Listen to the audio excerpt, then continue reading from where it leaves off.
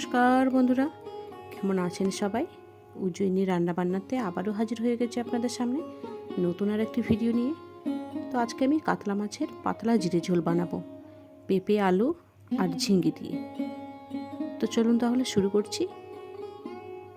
দেখুন এখানে আমি কি নিয়েছি। এখানে আমি সবজি কেটে নিয়েছি ঝোলের জন্য, আর এই যে কাতলা মাছের পিস নিয়েছি 4টে। মাছের পিসগুলোকে ভালো করে ধুয়ে জল ঝরিয়ে নিয়েছি।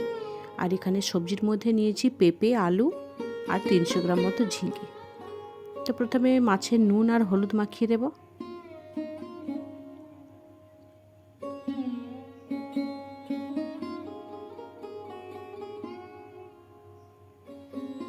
তো ভালোভাবে নুন আর হলুদ মাখিয়ে দিচ্ছি।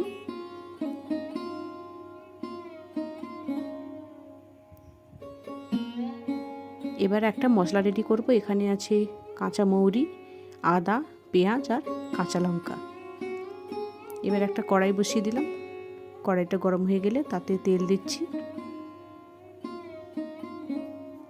তেলটা গরম হয়ে গেছে।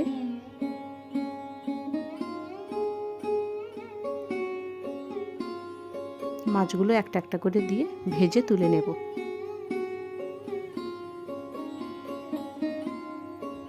আসলে প্রত্যেক দিনই তো রোজ রিচ খাওয়া হয় বন্ধুরা, যে কারণে আজকের খুব ইচ্ছে করছিল একটু পাতলা জিরে ঝোল খাবো। আর এটা খেতে এতই ভালো লাগে গরম গরম, সেই জন্য আজকে জিরে ঝোলটা করছি। দেখুন মাছগুলোকে ভালোভাবে উল্টে পাল্টে এইভাবে ভেজে নিচ্ছি। ভেজে তুলে নেব।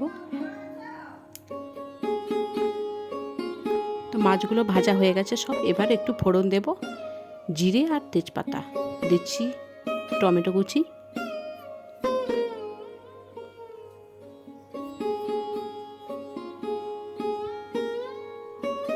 এবার দিচ্ছি বেটে রাখা মশলা। কাঁচা মৌরি দিয়ে যে কোনো তরকারি রান্না করলে এত সুন্দর সেন্ট লাগে আর টেস্টও ভালো হয়।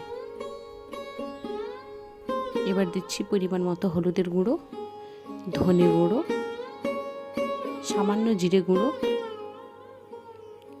লবণ। একসঙ্গে মশলাটা ভালোভাবে আবারও কষিয়ে দিচ্ছি। এবার দিয়ে দিচ্ছি কেটে রাখা পেঁপে, আলু। সবজির সঙ্গে মশলাটা আরেকবার কষিয়ে নেব।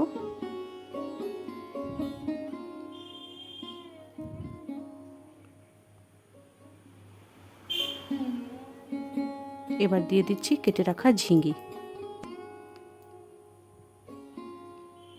ঝিঙে দিয়ে খুব বেশি কষাবো না। এবার দিয়ে দিলাম জল। সবজিটা সেদ্ধ হওয়ার মতো পরিমাণ মতো জল দিয়ে দিলাম। একটা ঢাকনা দিয়ে দেব, সেদ্ধ হতে দেব। কিছুক্ষণ পরে ঢাকনাটা খুলে দেখব সবজিগুলো প্রায় সেদ্ধ হয়ে এসছে দেখে মনে হচ্ছে।